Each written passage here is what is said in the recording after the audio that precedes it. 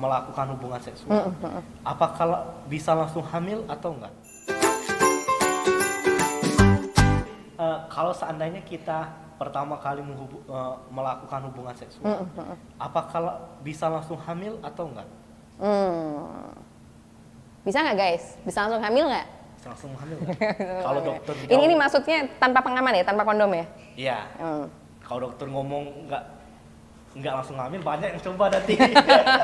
Iya ya. Nah, tapi disclaimer dulu nih sebelum saya menjawab pertanyaan Mas Bram. Apapun informasi yang saya sharingkan melalui title Dokter 24 ini, tujuannya adalah untuk mengedukasi supaya lebih tahu.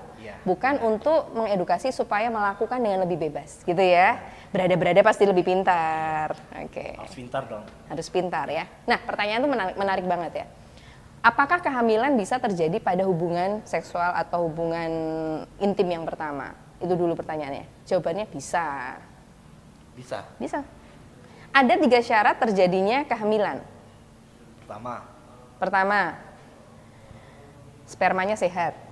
Dari cowok. Iya dong, sperma kan dari cowok. Nah, jangan dijawab dulu 2-3-nya. Gimana nih biar sperma sehat nih? Biar sperma sehat. Sehat nih kayak gimana? Apa yang harus kita lakukan, apa yang harus kita lakukan? Betul banget. Nah, sperma sehat itu kita ada di video berikut di Dokter 24. Tetapi saya mau jawab live khusus untuk Mas Bram ya, dan para Brada semuanya. Ciri sperma yang sehat dulu nih. Ciri sperma yang sehat adalah ketika terjadi ejakulasi, volumenya cukup. Volume cukup itu antara 2 sampai 5 cc atau 1 sendok makan. 1 sendok. Itu minimal. Kalau lebih? Bagus. Kan minimal saya bilang. Ditaker guys, ditaker. Yang kedua, baunya khas. Baunya ya? Baunya khas. Bau khas itu seperti apa ya? Kayak kayu segar. Ya. Kalau baunya amis, hati-hati. Ya. Kemudian viskositas atau kekentalan. Sperma yang ini dari bentuk makrosnya ya, dari bentuk yang kelihatan. Sperma yang baik itu biasanya dia berwarna putih kental. Nah, kalau encer ya tetap bisa ada spermanya, tetapi harus dicek di mikroskop. Gitu ya. Jadi dari jumlah, baunya, kekentalannya. Ya. Nah, kemudian itu dari makros nih. Dari mikros ketika kita lihat di mikroskop, nanti dia gerakannya sehat. Ekornya 1.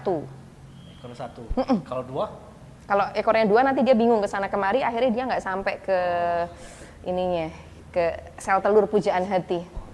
Gitu. Terus kepalanya 1. Jadi kan ekor. Kepala 1, ekor 1, jadi kayak kecambah itu loh. Kalau misalnya kepalanya 2 atau ekornya 2 atau ekornya buntung atau gerakannya lambat, nah itu kurang sip. Nah, itu syarat sperma yang sehat. Terus gimana supaya spermamu sehat? Nah, gimana tuh? Ya, yang pertama jelas adalah gaya hidup sehat dong. Gaya hidup sehat. Konsumsi makanan dengan pola seimbang. Buah, sayur, air putih, air mineral ya, baik untuk tubuh. Kemudian olahraga dan jangan membatasi makanan tertentu. Misalnya nih, saya nggak suka makan ikan, saya nggak suka makan ayam, saya nggak suka makan daging gitu. Karena sebenarnya yang dibutuhkan oleh tubuh untuk membentuk sperma yang sehat adalah pola makan yang seimbang itu. Kalau seandainya kita sering berendam di air hangat, kira-kira itu pengaruh nggak sama sperma kita? Pertanyaannya bagus banget. Betul sekali. Jadi gini, tahu nggak kenapa Tuhan menciptakan skrotum menggantung? Telur. Kenapa? Skrotum itu tes ini bolanya. Kenapa menggantung? Kenapa nggak di dalam? Supaya terangin-angin, Mas. Biar keren aja. Iya, biar keren. Biar kelihatan lebih gagah kayaknya. Lebih gagah ya. Supaya itu lebih gagah. Bukan. Itu supaya kan gini, pembentukan sperma itu membutuhkan suhu yang lebih rendah dibandingkan suhu tubuh. Jadi memang sperma skrotum yang isinya testis itu dia diciptakan menggantung supaya tidak kepanasan. Nah, ada kelainan misalnya testisnya masih ada di dalam perut. Nah, itu dia lama-lama nanti sel-sel spermanya juga mati. Jadi pertanyaanmu bagus banget, apakah mandi berendam itu bisa membuat kesuburan jadi berkurang? Tergantung. Kalau misalnya lama banget ya bisa jadi berkurang gitu. Atau orang-orang yang suka touring nih, di motor lama. dengan ya? betul, dengan goncangan dan dengan suhu yang panas, misalnya di atas mesin gitu. Kalau duduk lama nggak apa-apa?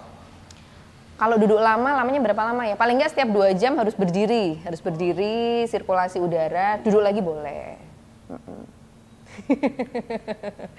Ini kan info banget. Info banget ya, jadi banyak yang nggak tahu juga. betul. Para brother, kalau misalnya merasa kepanasan, tolong diangin-anginkan. Dan nanti kualitas spermanya bagus. Oh gitu ya. Gitu. Tadi kan itu dari sperma, syarat Ya. terjadi kehamilan spermanya. Sperma. Sehat spermanya ya. Yang kedua, sel telurnya. Nah, sel telurnya.